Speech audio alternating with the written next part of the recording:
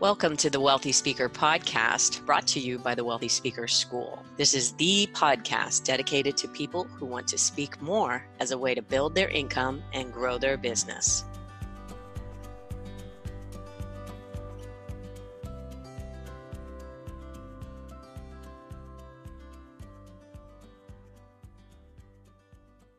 Hey, welcome everyone to the Wealthy Speaker Podcast. I'm your host, Jane Atkinson, and I'm excited to have the one and only Grant Baldwin on the show with us today. Welcome, Grant. Thank you, Miss Jane. I appreciate you letting me hang out with you. Hey, I'm so excited. You know, we've been on each other's shows before, and I have to tell you, the episode that we did jointly is still one of our highest rated. Like, I think we really provided a lot of value that day, and I hope that we'll do the same today. Cool. Let's do this more often. Yes.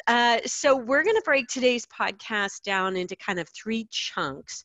One will be, it's a bit of a time right now. I'm not exactly sure when this will air, but we're going to talk about how to recession-proof your business, or, you know, what's going on. We'll talk about how to embrace the art of speaking. That's the stagecraft, and also the business and how to build it. But before we start that, Grant, go ahead and tell us about your kind of current business model and who you speak to. Yeah. So if we go back in time a little bit, I was a full-time speaker for several years. I was doing 60, 70 gigs a year. I did a lot in the education space, a lot with high schools and colleges, a lot with parents and teachers, and then started doing more with corporations and entrepreneurs. And then I had a bunch of people who were asking me like, hey, I want to be a speaker. How would I go about doing that? I found that at the time, like, I think you were one of the only people, you were one of the originals, one of the OGs who was really teaching. You've been in the game for a long time. This is on video, by the way, everybody, so you can watch us on YouTube later on. You got to go see the actual video. Reaction. There was as much more than the sounds. So we started doing some teaching around that, and then that side of the business has really taken off. So that's the core of what we do today. So I still do a few speaking gigs a year, but not nearly as much as I used to. And I probably similar to you, like I enjoy speaking. Speaking is still a lot of fun. And I know that there's a lot of people who teach, especially on the art side of it. I know we'll talk some about that today, but I love the business side of but how do you actually book gigs? And that's the challenge that so many speakers run into. And, you know, I know that you and I built some good systems around that. And so it's a lot of fun to be able to teach today. That's great. So when it comes to, right now, we're recording this, about mid-March. And so there's chaos all around us. This will probably play in a couple of weeks. There's chaos all around us right now, but you're no longer in the throes of getting call after call after call of postponement or potentially canceled engagements right now. That's probably what's happening may not be affecting you to the degree that it might have a few years ago. Yeah, I mean, definitely, I would say a couple of years ago, it would have been dramatically different. I mean, there were several, you know, we were talking a little bit before we started recording, there's several friends that I know that I speak, 50, 60, 70 times a year, and just texting with them just to kind of check in. And several of them saying, there was a friend I was talking to last night who said like, everything for the foreseeable future is canceled, and for a lot of speakers this time of year, at the time of us recording, March, April, it's busy conference time. Yeah. So it's not, and for a lot of them who do, especially do things through bureaus where they're not getting a deposit. The bureau is keeping the deposit until the event actually happens. Oh, yes. I hadn't even thought about those people who really have the primary chunk of business is with bureaus. They're not even having that cash flow. Yeah. So like you're saying, like when I was speaking full time, I did a handful of gigs with bureaus, but not many. And so you were still collecting typically 50% deposits. And so even on slow periods, you still had a little bit of cash coming in. And so if you're going through bureaus, typically you get paid in full after the gig, and the bureau keeps the deposit until the gig actually happens. So it's definitely created a lot of stress and strain. In fact, and it's crazy how fast things are moving, So we were recording this on a Monday. This past Friday, I have a couple gigs in about a month and a half away, and emailed both of them this past Friday, and they both said, yep, we're good to go. And even now, a couple days later after the weekend, I'm like, there's no way these events are going to happen. They're not going to happen. No, they're not. Our prime minister was just on the television right before I hopped on this with you, and he is shutting her down. Our entire country is being on lockdown, and we're all advised to stay in the house for 14 days. And so they were saying in your country meetings up to 50, but I bet any money all meetings will be canceled. So yeah, and even like up to 50, a lot of them, they're going to be under 50 are still going to be precautionary and say, nope, it's not worth the risk. We had some of our leadership team that was scheduled to come to Nashville next week for a meeting, and I was like, I don't want to do that. Like, we can't risk that right now. So, and travel is going to become a problem. Yeah, that's really, it's just not. I would say we're on lockdown, and so we have to look at the calendar, and the only blessing, if we can see it here, is that typically July and August were not as crazy busy months for most people. And so if we can kind of get things under control, then maybe we can recoup and get the fall back. And let's just talk about, and I've got a couple of other podcasts that I just did on this. I have a graphic that I'm going to be putting out about, 10 ideas for recession proofing. We'll put that in the show notes. Let's just talk about what your advice might be to your speaker friend who texts you and says, it's bleak, dude, it is bleak. Let's talk about it from a mindset standpoint, but also just from what could you do to hunker down from a business standpoint. Yeah. So there's two things that we've been telling. In fact, last week I shot a video for our team, just kind of walking through, here's what we are going to be doing. Here's what you need to be thinking about. So the two big things we talked about, this is relevant for all speakers, is to take precautions and to take advantage. And when I say take precautions, like what are some of the practical things we can do, in terms of, self-quarantining ourselves and the social distancing stuff, and some of just the practical things that we need to be doing. Also opportunities for all of us to look personally and professionally at our businesses, making sure we have enough cash on hand, eliminating any excess expenses that we don't really need. It's nice to have, but not must have. And just kind of looking at the big picture here and making sure like, okay, we got to just take some precautions here, make sure we're in a good spot. And then on the other side of the equation, and when I say take advantage, I don't mean like exploiting people. In fact, this morning we were talking about some different things we can be doing within the business, not to like, hey, how do we kick people when they're down? No, not at all. But how can we serve in a time of need? Absolutely. Very much so. Like there are huge opportunities that speakers have everywhere of event planners that are hurting and organizations that are worried. And so how do we step up and provide support and help and care and compassion? And also recognizing like some of the biggest transfers of wealth and throughout history have happened in moments of crisis. So how do we look at this rather than like, hey, okay, we're victims to this, versus as how do we do something about this? How do we look back and be like, that was oddly enough one of the best things that ever happened to our business in one way or another. So trying to just have an offense approach to it rather than just a defense of woe is me. I love that. And I love the idea of looking for opportunity. And also, if you can afford to do it, do what you can to keep the economy going. I feel like it's us opportunists who might be able to help things come back. And, the people who are investing in the stock market right now are going to be in great shape. And that may not be everybody that that is listening here today, but if you are able to do that, I think that's a beautiful place to be. Let's talk about, when you say precautions, how many months of, let's say, revenue, not really necessarily revenue, but how many months of cash flow do you think that a speaker should have in the coffers? I call it the comfort fund, in their comfort fund, in order to feel like, okay. I'm thinking 6 anyway. 6 is probably the minimum now, and maybe 12 might be. I know people who have 3 years, but obviously for people who are starting from scratch, let's be realistic. Yeah.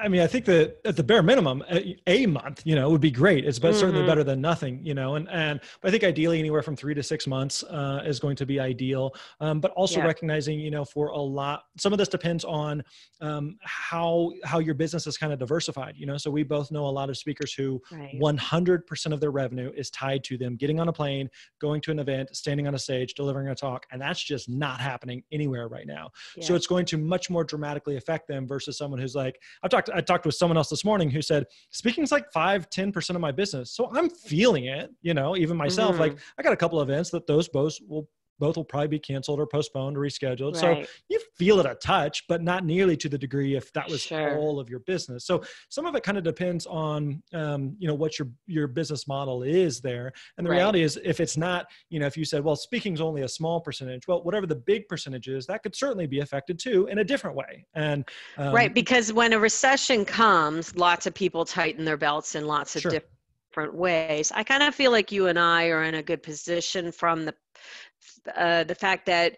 when when this type of thing happens, people who are able to afford us, they have some time on their hands and they may want to go to work on their business and all the things that they've been putting off for a while. They may decide to go ahead and start doing. So if they can be fearless about it, I think that's a good opportunity. I was talking to my friend Jared Bro, who is out of New Orleans, and he actually had a time in his life when he couldn't work for 6 months due to, if he went out, if he traveled, he could die. He had a really serious medical issue. And I just think that he started to revisit his business and the model right from then. And I think that this time is also going to have a lot of people just revisiting the business model. How can I diversify? How can I stop trading my time for money? This is something that you've gone before them and done so brilliantly. Yeah, it's such a unique and fascinating time. Like I understand that there's a lot of nerves and fear and anxiety and that sort of thing. And I'm sure, you and I both feel a level of that as well. But the reality is like you mentioned that speaker friend, there's a speaker friend that I remember a couple of years ago who I think like had a routine doctor's appointment. It turned out he had like a brain tumor, a brain aneurysm or something, and had to have an emergency surgery and couldn't travel for several months. And just same type of thing. His revenue as a speaker went from a bunch to nothing, just like that. So I think like when those type of things happen, I think a lot of times we always just say, well, that wouldn't happen to me. I'm healthy. I'm good. Da, da, da, da, da. And so the unique thing right now is this is affecting everyone.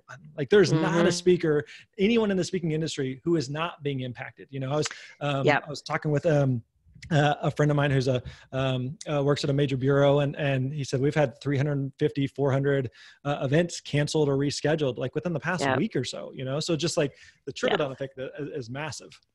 It really is. Bureaus are starting to lay off people, and that's a really scary thing to hear that happen. And what that makes me think about is it's far worse, far more far-reaching than 9/11. Yeah. You were probably around for that, and I know that it's I know that it's different. Well, and to piggyback on that, I think one of the things that I think hopefully gives speakers everywhere encouragement and hope is that the speaking industry is something that has been around for generations and many, many, many decades, and will continue to be around long after this. So in the scheme of things, this is a big deal. We all understand that. But years and years and years and decades from now, the speaking industry will still exist. It will come back just as strong, if not better than it was before. We've been through this. We'll go through it again. And so the speakers who make it through this, I remember like when I went through the, was it like the 2008 recession or so, feeling like if I can get through this, I can make it in any industry. I can make it in any market, right? That's the call. Like it's not a very nice word to say, but that's when the strong are able to say, okay, this is definitely, I'm in this for the long haul. And I think you're right. When we look back 10 years from now, this will just be a little blip on our graph. One of the things that my really smart, I call him the great calmer downer, Andy Bush, he is an economist, and he says that what he thinks will come out of this is smaller events, smaller meetings with smaller numbers of people. And if that's the case, then that's actually good news, because it'll probably be more events.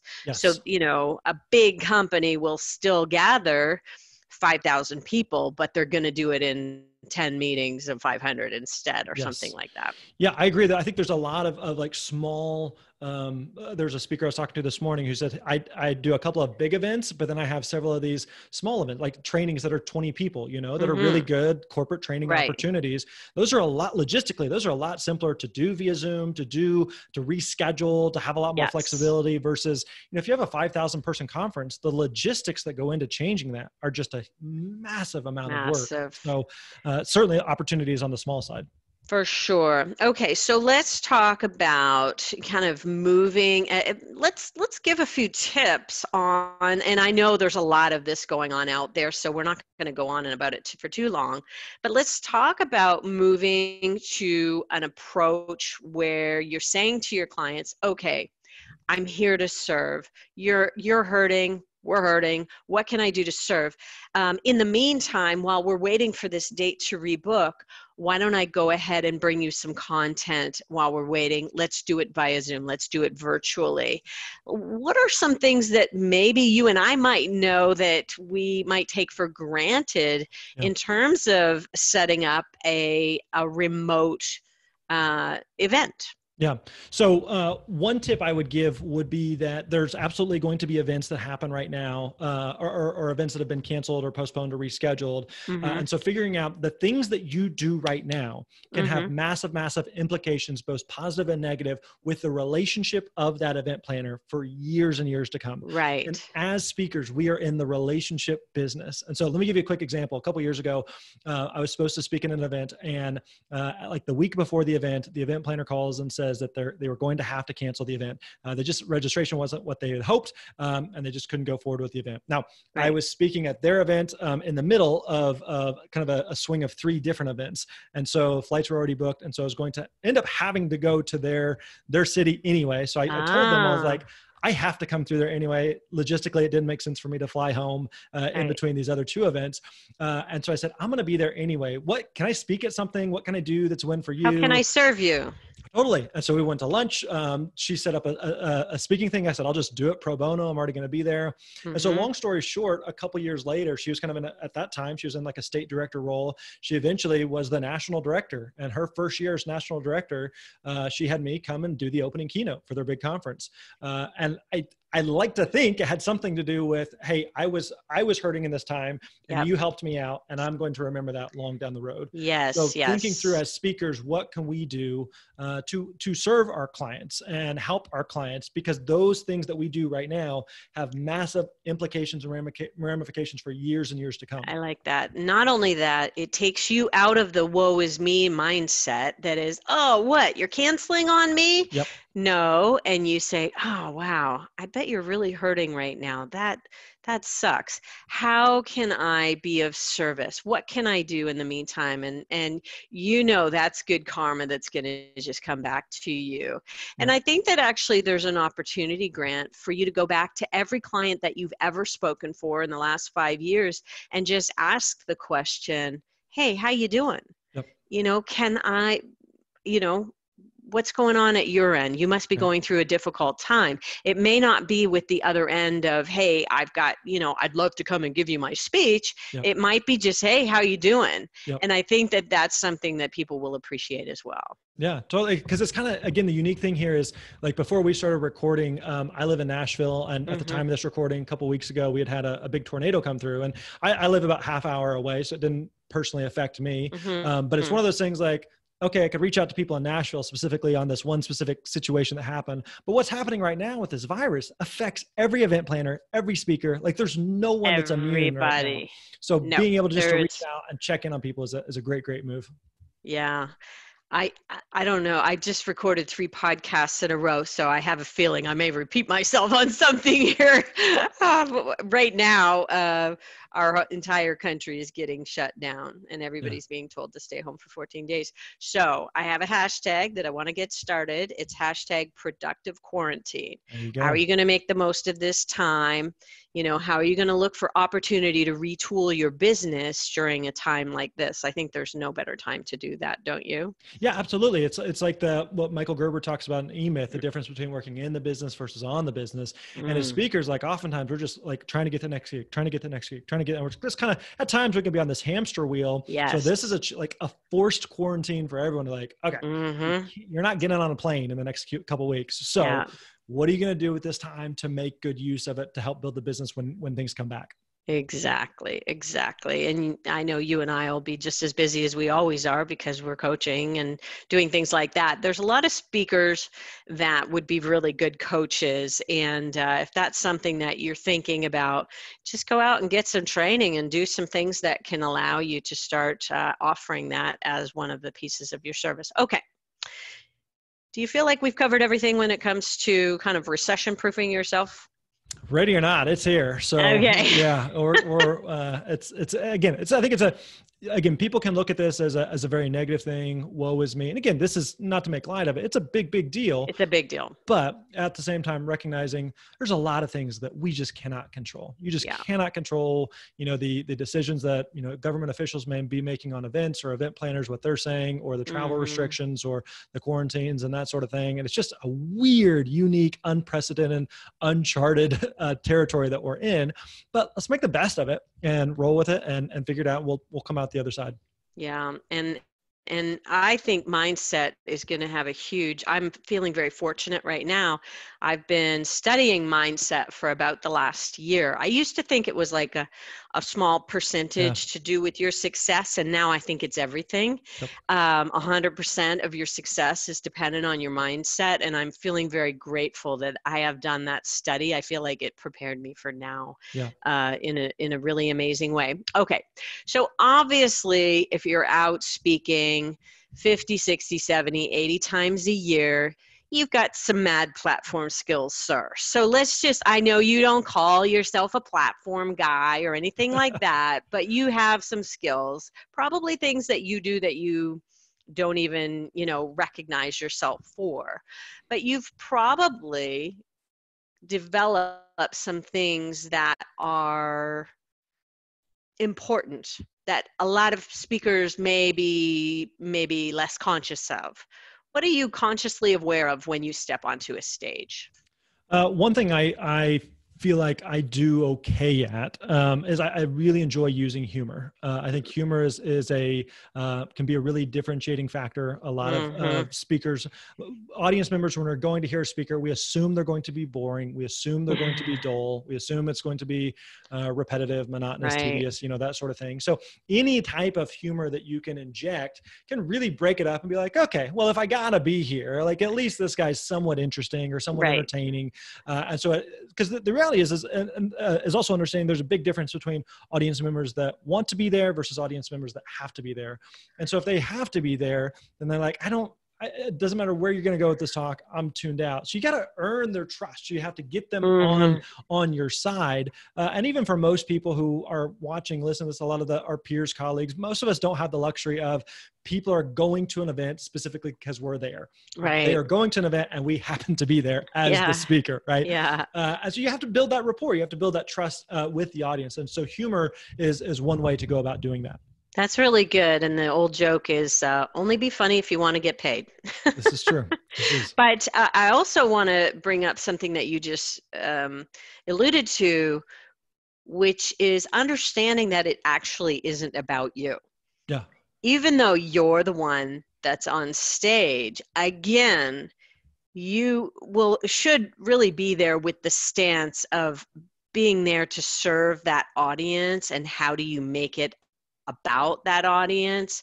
Would you say that you learned that over time in your business and in your stagecraft, that when you had an idea, you had to figure out how to make it about them and bring them into the idea, maybe make the audience the hero of your stories, that type of thing? Yeah, absolutely. Because the audience, when speakers come to us, you and I both, and say, hey, I have a cool story, or I climbed Mount Everest, or I won a gold medal, or I did some crazy thing. I was a war hero. It's like, I should be a speaker. It's like, not necessarily, if you share that with the audience, that's great. But the audience doesn't care. They want to know, what's in it for me? You know, so from months from now, there's going to be people who are going to try to become speakers. I had the coronavirus. I should be hired as a speaker. It's like, nobody cares that you had it, right? Yeah, There's you plenty of and other people that have thousands had of it. others. Yes. Yeah. So just because, you know, you've experienced something or accomplished something or overcame something, it doesn't necessarily mean that the audience cares. They want to know what's in it for me. And I think I think this is something that we talk a lot about, but sometimes you don't necessarily get until you know, you're up on stage, you're speaking regularly, and it's like, oh, okay. I tell the story about me and nobody pays attention, but I flip it and I tell it more so it's relevant and relatable to them. And now all of a sudden people are tracking, you know? So some of this is you don't know until it's like trying to explain how do you ride a bike. Like at some point you hop on the bike and you kind of figure it out as you go. Yeah, for sure. Do you remember Art Berg? The name sounds vaguely familiar. He might have been a little before your time, but when I started in the industry, Art Berg and my boss at the time, Vince Pacenti, were kind of going along, and they were coming onto the scene as big time speakers at the same time. But then all of a sudden, Art Berg's business just shot through the roof. And he was in a wheelchair. He was, I believe, quadriplegic. I don't want to get that wrong. And so I cornered him one day and said, it was easy to do because he was in a wheelchair. I cornered him and said, Art, you know, what have you been doing? Your business has just skyrocketed out. And he said, I figured out a way to make it about them. Yeah. And so this was his whole story about how he became a quadriplegic and how he persevered. And he had this great poster, while the difficult takes time, the impossible just takes a little longer. And he was just such a beacon. He's passed away since, and I just really a big loss for the world. But I really took that in. I figured out a way to make it about them, even though it was his story, which you would think would be totally logically to be all about him. He had to figure out how to translate his moments to their needs, which was, you know, everybody has to overcome something in their life. Right. And like the way he kind of described that was as something over time, I figured this thing out. Right. Yeah. So it wasn't like I did my first gig and it just clicked, you know, like every speaker, we're all figuring it out as we go. And sometimes you're going to give a talk and you're like, okay, that worked. And that did not work. So I'm not doing that again. Right. And you're figuring it out as you go. Yeah. One of the things that we did down in Phoenix, I just ran my own live event, and we have Kelly Swanson come in year after year to do hot seats and coach people. And she's just an absolute genius at that. But makes it so much easier when you can watch other people. You can really learn from them. But one of the ideas was to watch yourself with the sound off. Yeah. And watch yourself with sound only. And there's different ways that you can like review the game tapes in order to improve.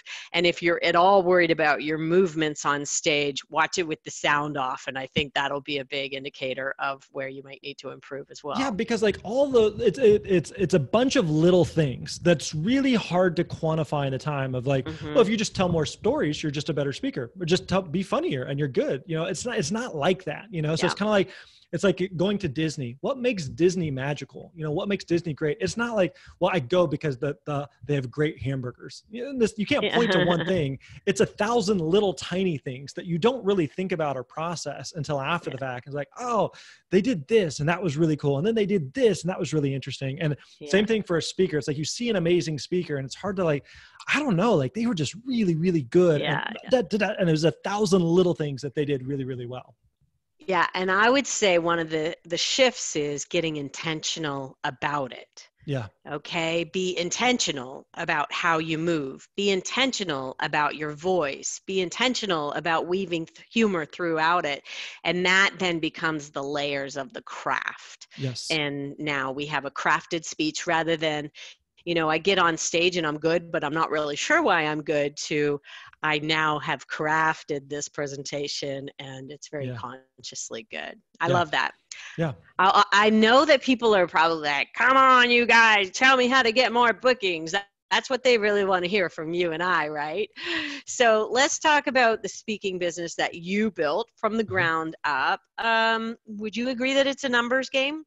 100%. Yeah, totally. Because let's go back to what we just kind of touched on. Like again, people assume that you have to have certain pre-qualifications in order to be a speaker. You have to have accomplished these certain things, have some crazy life story. I am a white male from the Midwest who's had a very normal, average life. Right. Like on paper, there is nothing that qualifies me as a speaker. Right. And so you were probably young when you first started out, though. How old were you when you hit the circuit? Yeah, I mean, I was probably, let's see, I would have been early 20s.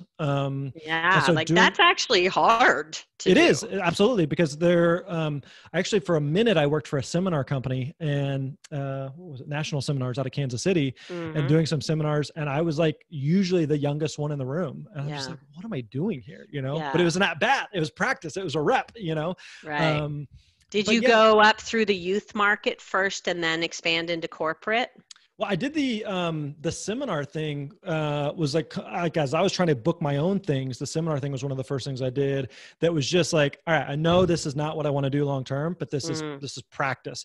And if I got to do something to make a dollar just to pay the bills, I'd rather be speaking. And so if that means I got to put on a suit and speak at these all-day seminars that were just brutal. That's a grind. That's a grind. Very. Anybody who comes into my world with that, I call them, those are my road warriors. Yes. And they know what's what, and they know how to sell, because you have to know how to sell to survive in the seminar business. So for anybody who may be wanting to get that kind of experience, go talk to Fred Pryor or the seminar companies, and you have to audition for them typically, and you can get paid. What we maybe just starting out might feel like a pretty good fee, but then later on it's going to feel bad. It felt bad pretty quickly. $2,500, sometimes $30. Not because if I remember correctly, they were. Oh boy. And this was again 13, 14 maybe like years ago. 15's at the top end of the scale. I can't remember. It was like, I haven't touched it. I want to say like $250, $300 per day. Ooh, okay. So 5 days and you might make, $1,500, and that's 5 cities, 5 days, all day seminars. It was, well, a few of my clients have come out of it, and I think it's a little bit better than that, but it's still not good in terms of, they kind of use you up and then spit you out, I think is kind of how I look at it. Some of the best advice I got was I had a great trainer with National, and day one, he told me the best thing you can do is already be thinking about your exit strategy. If you're serious about being a speaker, it's not here. And he was very candid about that and very kind about it, and just said and so I think I did it for 5-6 months or something. And at that point, again, it was just buying myself time to book my own gigs. And like you said, it was a numbers game and a momentum game. And at that point I'd booked enough. I was like, okay, I can do a full week of seminars, or I can do one hour talk and make the exactly. Same. Yeah. That becomes a bit crazy. Okay. So you went straight into corporate in your 20s? No, so the bulk of what I was doing in my 20s was still in the education space. So a lot of student leadership events, a lot of school assemblies, a lot of college events, college orientations, some stuff with teachers and parents, but a lot with students. Now, education also uses you up pretty good, because when you go into a town, you'll do a student assembly, but then you'll also do the parent teachers, and then you might do the administration, and on and on. Like, they will build as much business in there as you can, and the fees are also so this is interesting. Fred Pryor is kind of the lowest pay scale. Then you get better and you go into education, which is a little bit better, but still they use you up pretty good too. I would say my education clients are really happy once they get to corporate, because then it's like, what? I can get $5,000 and only do one engagement? Wow, this is brilliant. Right. And it really depends on the types of events and kind of what your business model is, because I knew some speakers who were like, it's a volume game, meaning that I want to do a ton of assemblies for a low dollar amount and the math works out, versus there are absolutely conferences that pay, $4,000, $5,000, $6,000 in the education space. And you have to be a solid speaker and you have to be good. The thing I always really liked about the education space was that, there were so many corporate speakers I knew who said, I've done some education stuff. I've done some corporate stuff. Education is a really tough audience. And so if you wanted to make it in the education space, doing a school assembly for 1,500 teenagers who didn't want to be there, you had to be a really good speaker. And so I like the challenge of that, of like, you got us out of math class. I don't care what you have to say, speaker boy. And so you had to work really, really hard. Challenge accepted. Yeah, it was fun. It was fun, but it was, and you know, PA systems and microphone systems that were hit and miss and kind of coming and going, and just like, good golly. So it's bad. It makes you a better speaker. It was some, I really, really enjoyed speaking in that world. That's great. You probably ran across Josh Shipp, who I think has probably been at the top end of the market around 7,500, but maybe he's gone beyond that by now. But anyway, so there is money out there in education, but it is a bit of a grind. And I love that you were just like, yes, I'm up for this task. Yeah. And so then you transition over to corporate, and do you feel like this is just the cushy life? This is just, I've made it. Like, oh, there's a guy with a sign waiting for me at the bottom of the escalator. How sweet is that?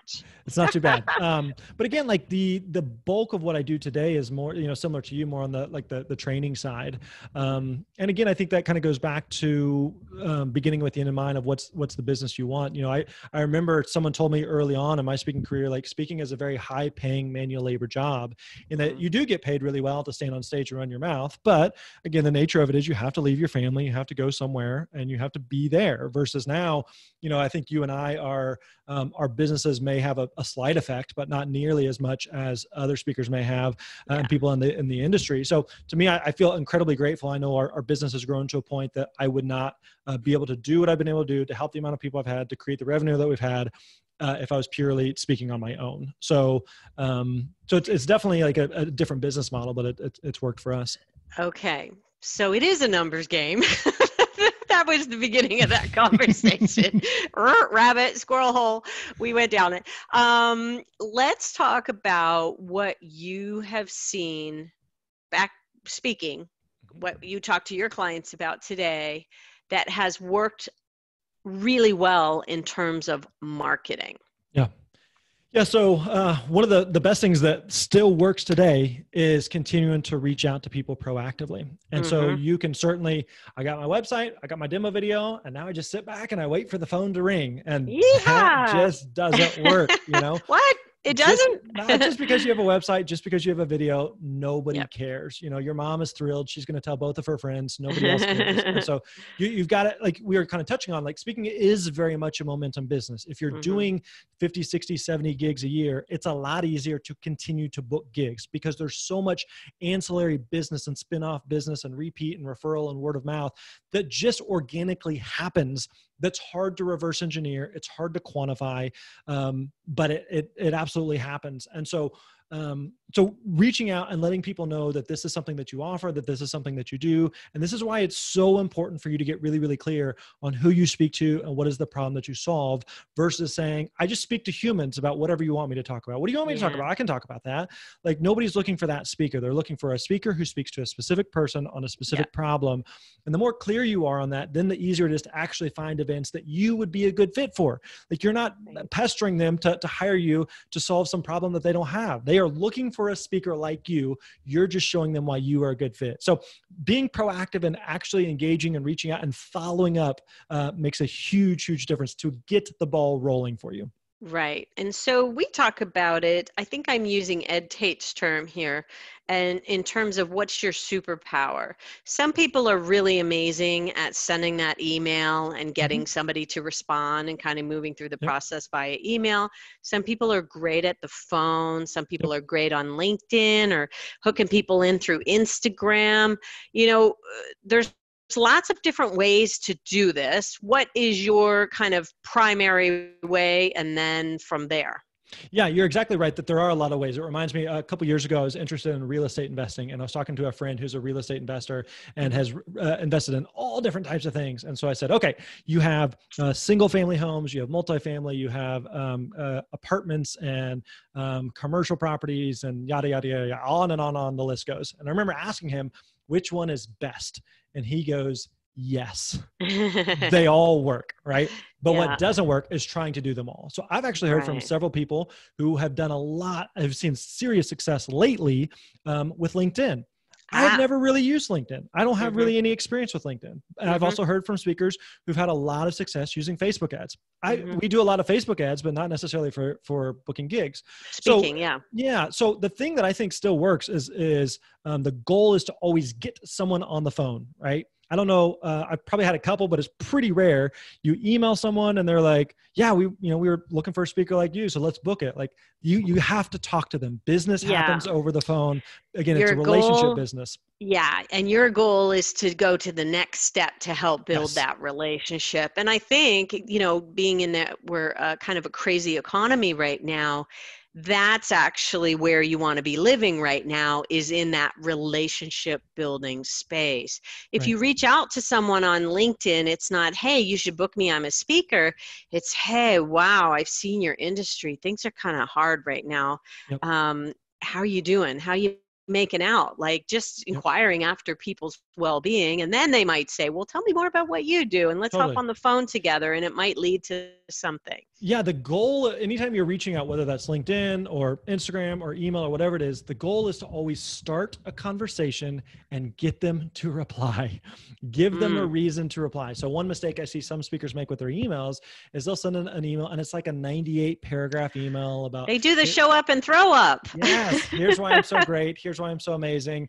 If you ever need a speaker, let me know. Well, Yeah. one, it's ridiculously long. It's all about you. Nobody's ever going to read that. Yeah. And two, there's nothing to reply to. There's nothing to respond Right. to. So I always like to ask like a really simple One good question. Yeah. that gives them something to reply to versus, it's like if someone asks either of us, hey, how do I become a speaker?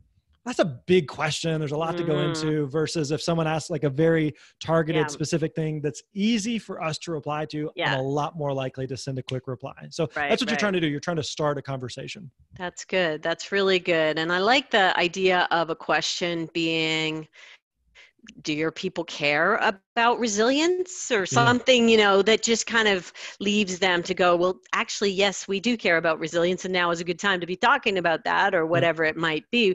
What's a question that you like to offer up?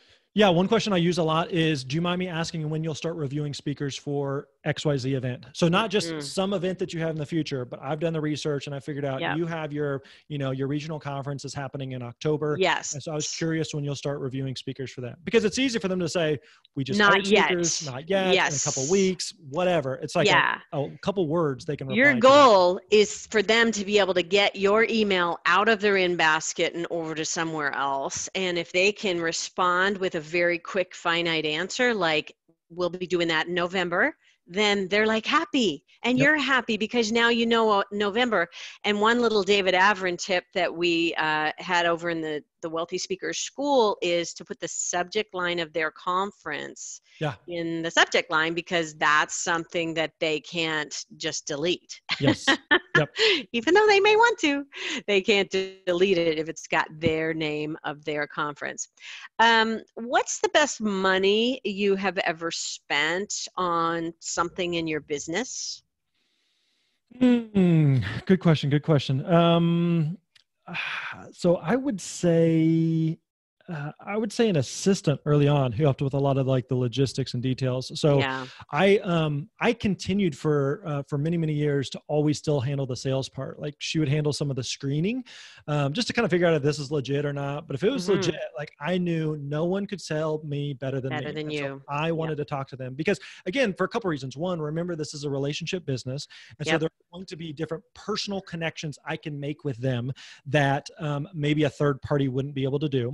The other thing was that at the end of the day, I was the one that was going to have to show up and speak. So if they're like, hey, could you speak on this, or can you tweak this, or can you merge this talk with that talk, or do you have any case studies for this? Like, I got to be the one that's going to deliver that. So I need to be like, oh yeah, actually, I just spoke at XYZ conference in your industry, and, let me connect the dots for you in that way. So, but once I spoke to them, once they were booked, then I would pass the baton back. I'd say, hey, Lisa's going to take care of you from here. She would handle contracts and logistics and invoicing. something. logistics. Yeah. I would Yes, not think, I would beautiful. not spend an ounce of energy thinking about it until a week or two before the event. We would have a pre-event call.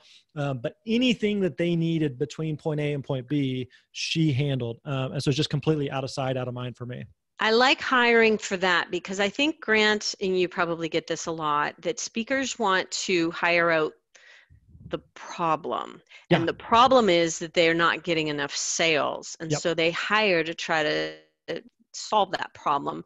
When in fact, if they just offloaded a lot of the stuff that would allow them to be freed up to do what they do best, which is selling. And Yep. I'm not saying that everybody is amazing at selling themselves, but if they're not, they should probably get to work in getting amazing at selling themselves, because nobody should be able to sell you better than you. Yeah. And I know that like, if I'm speaking full time, nobody cares about my business more than me. Should care about my business more than me. Right. Right. Because to that point, for a little while, she was doing some of the logistics stuff. And I was like, I don't want to, like, most of us don't enjoy the selling. We just want to get on stage and speak. So I tried to pass that baton to her. And I noticed pretty quickly, like, our bookings were dropping, not because she wasn't doing her job or not that she was dropping the ball or she was bad. I just knew that I could do it better than anybody could do it. Right. For me, that's not for someone else, but for me, I could, because I was the one, like, it was my livelihood. It was me that was going out and delivering on it. So it was the thing that I'm the most passionate about. Like, when speakers, and I'm sure you get this too, speakers, especially early on, who come and say, how do I get an agent? How do I get a bureau? And we always say, if you can't book your own stuff, there is zero chance a bureau or an agent's going to do They're that. really not interested in you until you don't need them anymore, which was one of the great ironies. But I like this hashtag focused hustle. And I would say that you are a great example, and have been in the business that you used to do and are in the current business that you do. And I think I am a great example of that as well. It's just about consistently putting it out there and consistently being in the right place when people need you to help you solve the problem. Yep. Absolutely. And so I think an advantage that you and I have is, we could probably talk about this offline, but there are a lot of speakers and speaker programs that pop up on a daily, weekly, monthly basis. Oh, yes. Let's talk about that, because I would say that every Tom, Dick, and Harry is now a coach for speakers who's going to help people get to $1 million. And I'm just happy. This is why I kind of pull people in who are competition to me potentially. And we don't really look at each other that way, but I want to really showcase people who are legit, who are out there actually giving people information that is helpful. And because there is going to be more and more and more and more jumping on this bandwagon, especially right now. So we've got a lot of unemployed speakers right now for the next probably 4 to 6 months. What do you think they're going to be offering up? Programs for speakers. And so I think that that's something that you're bringing up that's a very, I guess what we need to say is buyer beware. Sure. Well, and the other thing where I was going with that was like, it's one thing for someone to say like, hey, I've booked 6 gigs the past year. I'm going to teach this now. It's versus like, Jane and I, we have been in this industry for a long time, have been on the stages, have the relationships, have the contacts, and have, even like right now, being able to talk with people in the industry who are on the front lines, bureaus, agents, speakers, event planners, to get a sense of how people are doing, versus like, I spoke once and now I'm going to, put up my flag as an expert. It's like, come on. Yeah. I hear you. Well, I have this little friend here. If you're listening to the podcast, there's this little bug that's just decided to hop on my laptop. So I thought I'd show him to you in the camera. Yeah, I don't know what he is, but I do get a lot of, this means that spring is around the corner. So that's good for us up here in Canada. Hope is on the way. He's my little hopeful bug. Well, Grant, feel like we've kind of covered our 3 areas. Is there anything that you feel really needs to be said to speakers at this time? I think like one thing we touched on earlier is the speaking industry has been around for a long time. It will be around for a long time. There's absolutely a lot of nerves and anxiety and fear and uncertainty right now, but big picture, we're going to be fine. The industry is not going anywhere, and there's always going to be opportunities for speakers to share their message from the stage. Yeah, I love that. And I do hope that we have provided you with a few tools that can allow you to weather the storm and move into a business that is one that will be profitable in the long term. Maybe this might be a bit of a shakeup for your business model, to be thinking about what else can I do to repurpose my content and my Yep. material so that I'm not quite so dependent on that trading time for money on the stage type of operation. Yep. Yep. Very So, much so. but please know that we're with you guys. And if you're watching out on YouTube and you have a question, ask us. Ask a question. And Grant's out there on social media. I'm out there on social media. We're ready. We're prepared to help serve in these times. So, thank you, Grant, for being on with us today. I really appreciate it. Jane, anytime I get to see you, I'm happy. So thanks for letting Oh, me be here. thank you. And for those of you listening in, thanks for being with us today. And with that, we will say, see you soon, Wealthy Speakers. Bye for now, everyone. Hey, thanks for listening. If you've enjoyed our show, you'll want to come and visit us at the Wealthy Speaker School, where we provide a proven roadmap for building your dream business. Go to wealthyspeakerschool.com. And for show notes for today's podcast, head on over to speakerlauncher.com and click on podcast. I'll see you soon, Wealthy Speakers.